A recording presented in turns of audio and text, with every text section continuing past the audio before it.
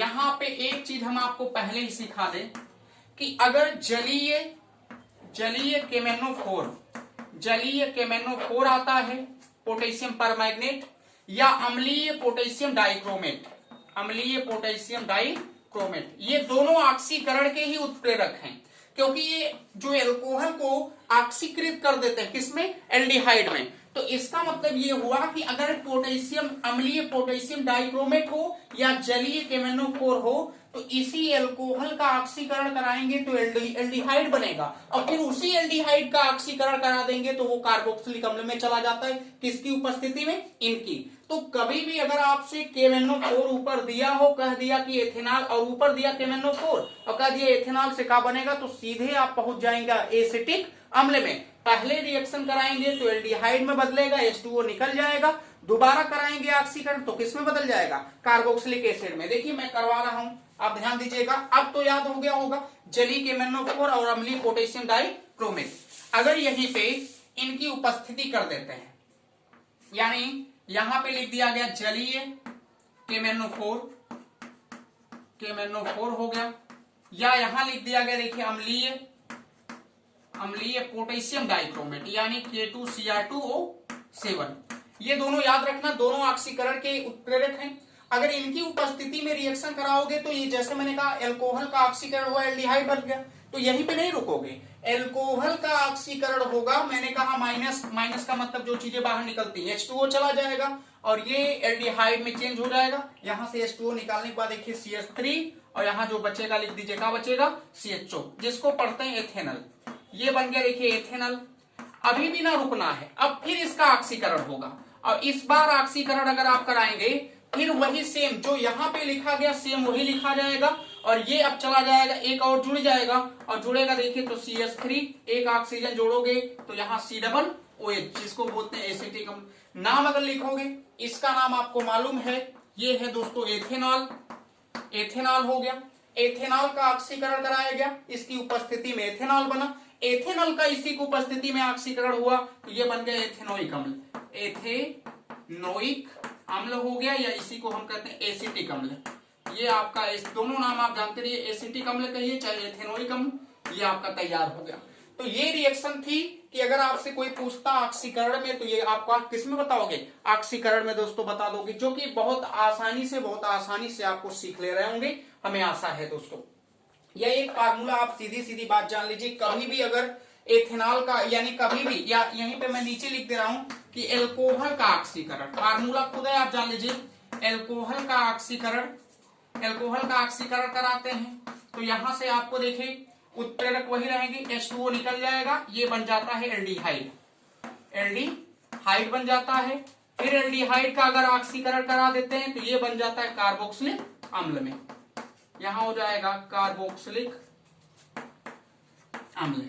तो ये चीजें आप जानते रहिए, बहुत काम देगी कभी भी कि एल्कोहल का ऑक्सीकरण एल्डिहाइड का ऑक्सीकरण क्या बन जाता है, कार्बोक्सिलिक अम्ल बन जाता है। ये है देखिए रिएक्शन, जो कि अगर आपको सीखना बहुत आसान है कुछ भी नहीं सीखने के लिए। यानी मैंने कहा ना कि अगर एल्कोहल का ऑक्सीकरण एल्डिहाइड का ऑक्सीकरण क्या बन जाएगा, कार्बोक्सिलिक अम्ल। आप बहुत आसानी से इसको बना सकते हो। देखिए दूसरी रिएक्शन एक और है, NaOH के साथ रिएक्शन करा दीजिए, और एक और बचेगा सोडियम धातु के साथ। दो रिएक्शनें आपकी और बची हैं, जो कि एथेनॉल का रासायनिक गुण खत्म हो जाएगा और आपको अच्छे से समझ में भी आ रहा होगा। देखिए एक सोडियम धातु से रिएक्शन करा दे, सोडियम धातु से कराएंगे, कुछ नहीं करना है। अम्ल धातु से रिएक्शन करता है तो हाइड्रोजन गैस बाहर हो जाता है और लवण बनता है। ये पढ़े भी होंगे कभी भी कि अगर हम, ध्यान देना, अगर हम अम्ल प्लस सक्रिय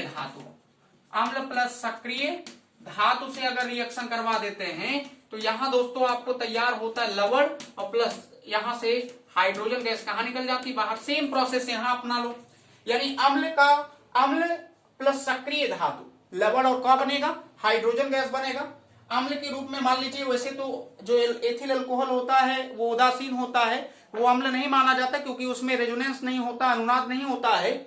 लेकिन अगर यहीं पे तब भी मानने के लिए H+ मिलता है, इसलिए हम मान सकते हैं कि वो धातु से रिएक्शन करेगा तो लवण और क्या बनाएगा, हाइड्रोजन गैस। लिखेंगे अगर, ये देखिए C2H5, यहां आ गया OH, O और H हो गया, अब यहाँ सोडियम धातु से अगर रिएक्शन करा देंगे तो यहां से बच्चा यही करना है, हाइड्रोजन को रिप्लेस कर देगा, हाइड्रोजन बाहर निकल जाएगा। और हाइड्रोजन अगर बाहर निकलता है तो जहां से हाइड्रोजन निकलेगा उसी जगह पे Na जुड़ेगा तो C2H5 और यहां आ जाएगा ONH। कुछ नहीं करना है।